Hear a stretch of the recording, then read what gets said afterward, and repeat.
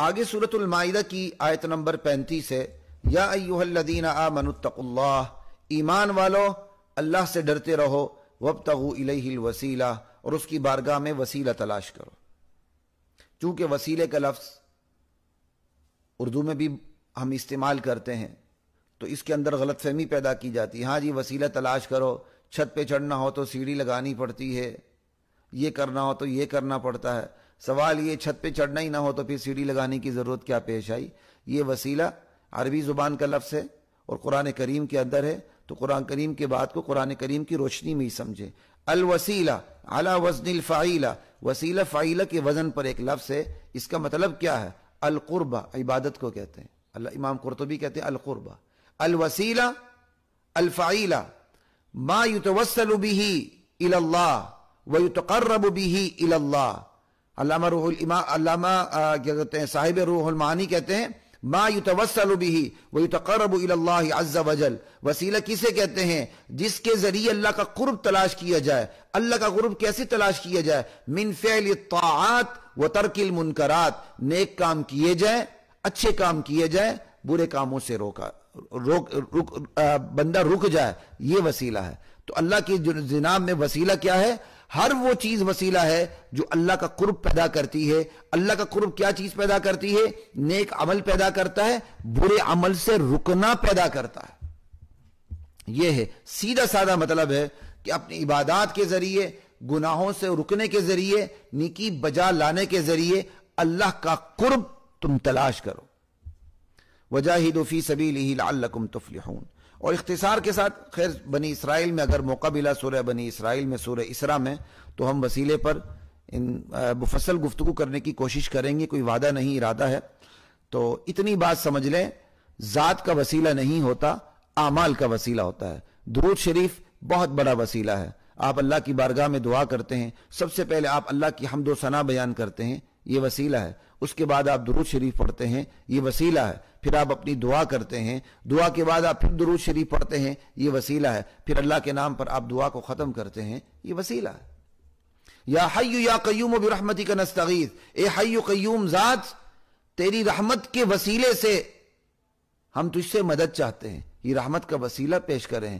یا رحیم، اے رحیم رحم کرنے والے تیرے رحم کا وسیلہ، یا کریم تیرے کرم کا وسیلہ۔ وَلِلَّهِ الْأَسْمَاءُ الْحُسْنَى فَادْعُوهُ بِهَا، اچھے نام اللہ کو جچتے ہیں، ذاتی نام، صفاتی نام، اللہ کو اس کے ناموں کا وسیلہ دے کے پکارو۔ سب سے بہترین وسیلہ اللہ کی بارگاہ میں خود اللہ کے صفاتی ذاتی نام ہے۔ یا اللہ تو اللہ ہے، تجھے تیری بارگاہ میں الوہیت کا واسطہ، تیرے کرم کا واسطہ، تیرے رحم کا واسطہ، تیرے عفو درگزر کا واسطہ۔ اللہم انک عفو تحب العفو فاعف عنی، اس دعا کے اندر اللہ کے سامنے اللہ کی جو معافی کی صفت ہے، درگزر کا جو اللہ کا رویہ ہے، اس کا واسطہ دے کر ہم اللہ سے کیا کہتے ہیں؟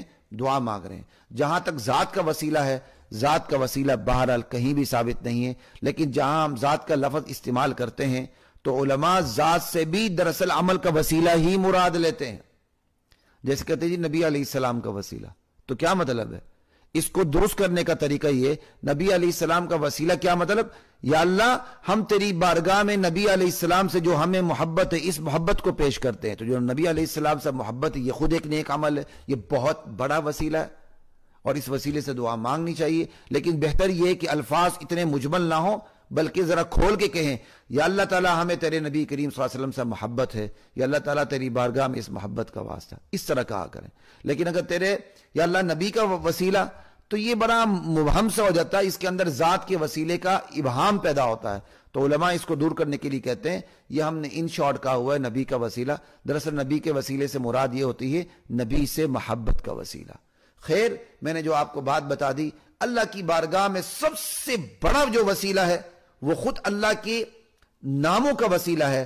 اور یہ قرآن کریم میں کوئی ایک آیت ایسی نہیں ملتی اللہ نے اپنے علاوہ کسی اور کے بارے میں کہا ہو فلاں کا وسیلہ دے کے مجھے پکارو، بلکہ اللہ تعالیٰ نے کہا مجھے میرے ناموں کا واسطہ دے کر مجھے پکارو۔ وَلِلَّهِ الْأَسْمَاءُ الْحُسْنَى فَادْعُوهُ بِهَا، اچھے نام اللہ کو جچتے ہیں، جب بھی تم اللہ کو پکارو ان ناموں کا وسیلہ دے کے اللہ کو پکارو۔ یہ اپنے علاوہ اللہ تعالیٰ نے بڑی سے بڑی ہستی کے بارے میں یہ نہیں کہا کہ فلاں ہستی کا وسیلہ میری بارگاہ میں دو، بلکہ اللہ تعالیٰ نے کہا کہ مجھے میرے ناموں کا وسیلہ دو۔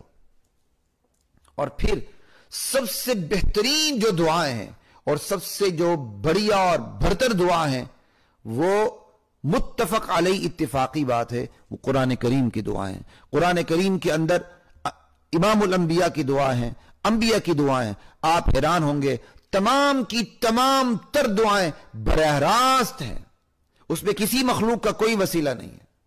ایک دعا بھی قرآن کریم کے اندر ایسی نہیں ہے جس کے اندر مخلوق کا وسیلہ آتا ہو۔ اگر وسیلے سے دعا کرنا افضل ہوتا تو نبیوں کے دعائیں وسیلے پر مبنی ہوتی۔ اعمال کا وسیلہ دیا جا سکتا ہے، اس کا کوئی انکار نہیں، یہ اپنی جگہ ہے۔ بہترین وسیلہ اللہ کی بارگاہ میں اللہ کے ناموں کا وسیلہ ہے۔ اس کے بعد اور بہت سے وسائل ہیں، جن میں سے اہم ترین وسیلہ نبی علیہ السلام پر درود بھیج کر دعا مانگنے کا وسیلہ۔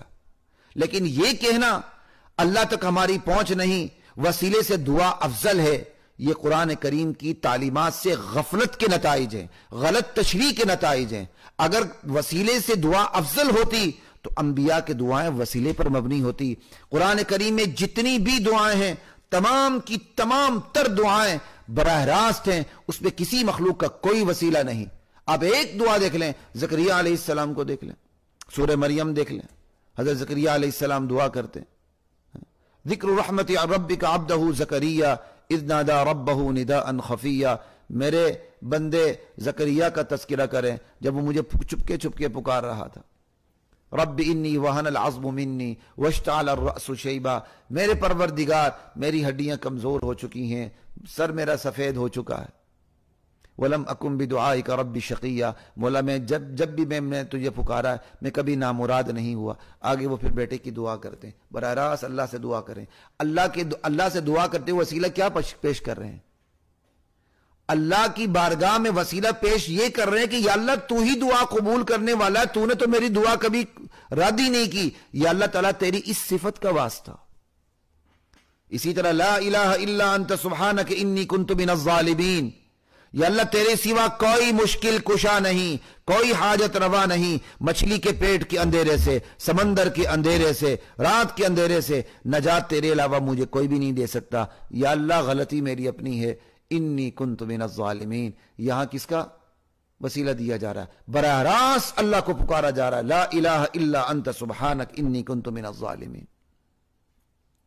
اسی طرح جتنی بھی دعائیں، ربنا آتنا فی الدنیا حسنہ وفی الآخرۃ حسنہ وقنا عذاب النار، دیکھ لیں دنیا آخرت کی بلائیاں مانگ رہے ہیں، براہ راست اللہ سے مانگ رہے ہیں۔ رب انی مسنی الضر وانت ارحم الراحمین، رب انی مغلوب فانتصر، ربنا علیک توکلنا وإلیک انبنا وإلیک المصیر۔ جتنی بھی دعائیں، ربنا لا تؤاخذنا ان نسینا او اخطأنا، ربنا ولا تحمل علينا اصرا كما حملته على الذين من قبلنا، ربنا ولا تحملنا ما لا طاقة لنا به۔ دیکھ لیں سب کے سب کسی مخلوق کا کوئی وسیلہ نہیں، براہ راست اللہ کے ساتھ مناجات ہو رہی ہے۔ سورہ فاتحہ جو پورے قرآن کریم کی سمری ہے، جس میں پورے قرآن کریم کا خلاصہ پیش کیا گیا ہے، اس میں بھی اللہ کی بارگاہ میں اللہ کی عبادت ہی کا وسیلہ ہے۔ ایاک نعبد و ایاک نستعین، اے اللہ ہم تجھی سے تیری ہی عبادت کرتے ہیں، تجھی سے مانگتے ہیں، مانگتے ہوئے ایاک نعبد کا وسیلہ پیش کیا جا رہا ہے۔ لا الہ الا، مخلوق کا کوئی وسیلہ درمیان میں نہیں ہے۔ نماز میں تو ہم براہ راست اللہ سے مانگتے ہیں۔ ساتھی سوال کرتے ہیں جی ہم وسیلے سے دعا مانگیں بغیر وسیلے کے دعا کریں؟ اس قسم کے سوالات کا میں ساتھیوں کو اطمینان کی خاطر جواب دیتا ہوں۔ نماز کے اندر آپ نے جس طرح اللہ سے دعا کی ہے، نماز کے باہر بھی اسی طرح اللہ سے دعا کریں بس۔ نماز تو سب سے بڑھیا چیز ہے نا، نماز کے اندر جو انداز ہے وہ سب سے برتر ہے۔ تو میں ساتھیوں کو اعتراض دور کرنے کے لیے کہتا ہوں، کیونکہ ہر قسم کے لوگ ہوتے ہیں، اعتراض بھی کرتے ہیں، اعتراض برائے اعتراض بھی کرتے ہیں، سمجھنے اور سمجھانے کے لیے بھی بات کرتے ہیں، کیونکہ ہر طبقے کے لوگ موجود ہوتے ہیں۔ تو میں جو اللہ تعالیٰ نے میرے ذہن میں بات ڈالی ہے، میں ان سے دو باتیں کرتا ہوں۔ قرآن کریم کی دعائیں سب سے افضل ہیں، اس میں کوئی اشکال نہیں، تو قرآن کریم کی دعاؤں میں کسی مخلوق کا کوئی وسیلہ نہیں، اللہ کے رحم و کرم کے اور اللہ کی عادات اور اللہ کے مزاج کے وسیلے ہیں، ایک بات۔ اور دوسری بات جو ہے کہ آپ نماز کے اندر جس طرح اللہ کو پکارتے ہیں باہر بھی اللہ کو اسی طرح پکارے. اگر آپ نماز میں اللہ کے علاوہ کسی مخلوق کا وسیلہ دیتے ہیں تو نماز کی باہر بھی اسی طرح مانگے. لیکن جس نے وسیلے کی کیا کہتے ہیں بہتات لگائی ہوتی ہے نماز کے باہر, وہی نماز میں جاتا ہے تو ایک وسیلہ بھی نہیں دیتا. یہ وسیلہ دینے والے ذرا غور کریں.